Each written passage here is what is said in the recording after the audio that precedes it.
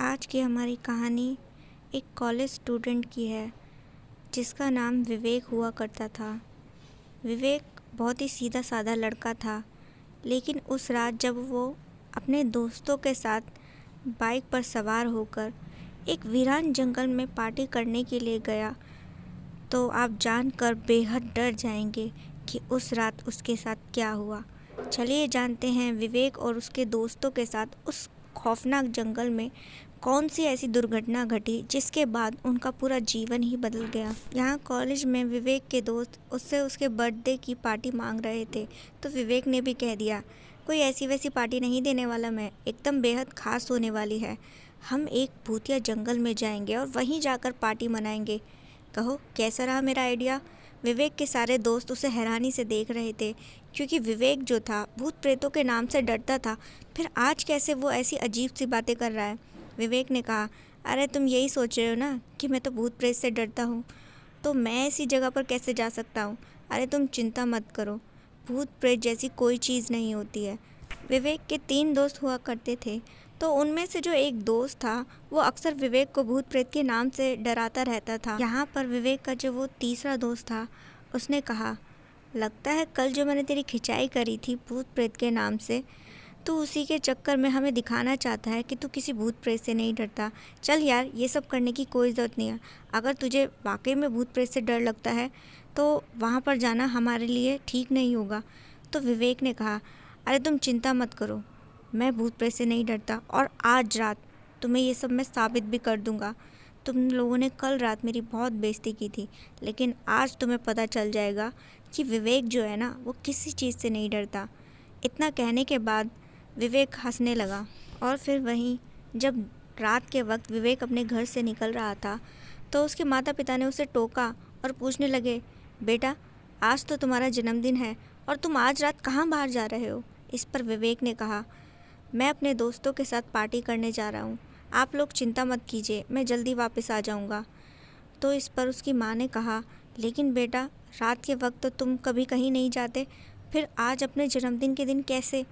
तो विवेक ने कहा, वो कुछ नहीं माँ, दोस्तों की डिमांड थी, अब क्या करें, पूरी करनी पड़ती है। तो उसकी माँ ने कहा, लेकिन बेटा आज बड़ा ही अजीब सा लग रहा है, तुम इस तरीके से बाहर जा रहे हो, वो भी रात के वक्त, मुझे डर लग रहा है। विवेक ने अपनी माँ को समझाया और कहा, आप चिंता मत कीजिए, मैं जल्दी लौट आऊँगा। माँ बहुत परेशान हो रही थी। तभी विवेक की जो दादी माँ थी, उन्होंने कहा, वैसे तो तू हमेशा इस पर भड़कती रहती है कि घूमता फिरता नहीं है, बस भूत प्रेत के नाम से डरता रहता है। आज जब ये घर के बाहर निकल रहा है, रात में घूम रहा फिर रहा है, तो तुझे प्रॉब्लम हो रही है, तू चिंता मत कर, इसे कुछ नहीं होगा, आ जाएगा, दोस्तों के साथ तो जा रहा है। तो इस पर उसकी माँ ने कहा, पता नहीं, लेकिन मुझे कुछ अच्छा नहीं लग रहा, एक काम करती हूँ। तभी जो था विवेक की माँ मंदिर में जाती है और वहाँ से एक लॉकेट ला के देती है विवेक को और उसके हाथ में पकड़ा देती है। विवेक कहता है, माँ ये क्या चीज़ है। तो उसकी माँ ने कहा, ये भगवान शिव जी का लॉकेट है, कोई भी मुसीबत लगे तो इसे एक बार देख लेना, सारी मुसीबत तेरी हल हो जाएगी। तो विवेक जो था उस लॉकेट को गले में ना पहनते हुए अपनी जेब की पॉकेट में रखता है। तभी यहाँ पर विवेक के दोस्त भी आ जाते हैं।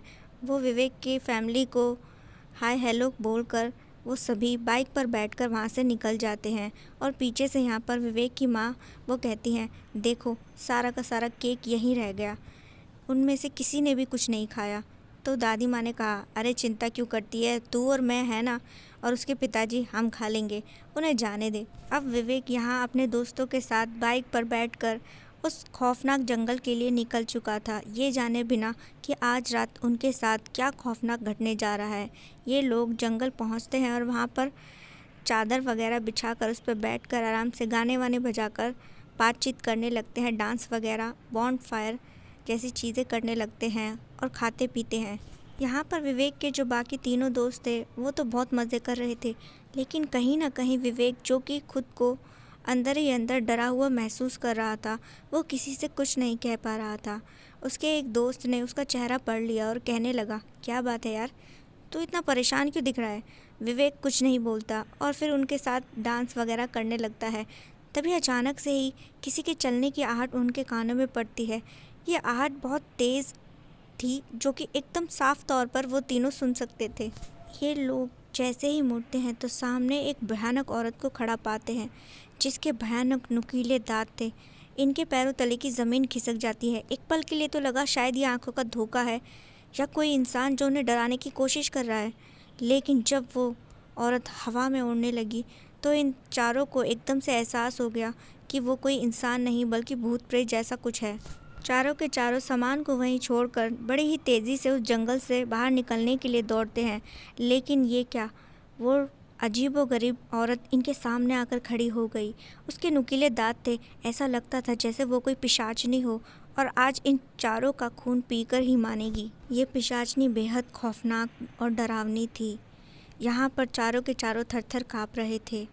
तभी जो है विवेक को याद आया कि उसकी माँ ने उसे भगवान का पवित्र लॉकेट दिया था, लेकिन वो भूल गया था कि उसने वो आखिर रखा कहाँ है। वो अपने पूरी पॉकेट्स वगैरह में उस लॉकेट को चेक करने लगा, ढूंढने लगा, लेकिन उसे वो उस वक्त मिल नहीं पा रहा था। बाकी तीनों दोस्त हैरान थे, विवेक आखिर क्या तलाश रहा है अपनी जेबों में, उन्हें समझ नहीं आ रहा था।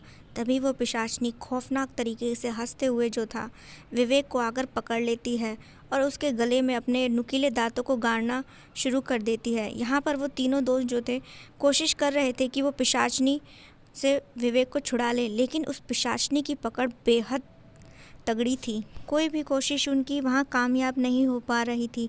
और वहीं जैसे ही वो पिशाचनी अपने दांत एकदम से ही विवेक की गर्दन में गाड़ने वाली थी, तभी विवेक को याद आ गया कि जेब में कौन सी में उसने लॉकेट रखा है। वो जैसे ही उस लॉकेट को अपनी जेब में हाथ डालकर टच करता है, अचानक से उस पिशाचनी को एक झटका लगता है। वो दूर जाकर एक पेड़ से जा टकराती है। तो तभी जो था विवेक फ़ौरन ही उस लॉकेट को निकालता है और अपने गले में पहन लेता है और उसकी शक्ति से वो पिशाचनी वहाँ से गायब हो जाती है। और इस तरीके से उस भगवान के पवित्र लॉकेट की वजह से उस रात जान बच गई।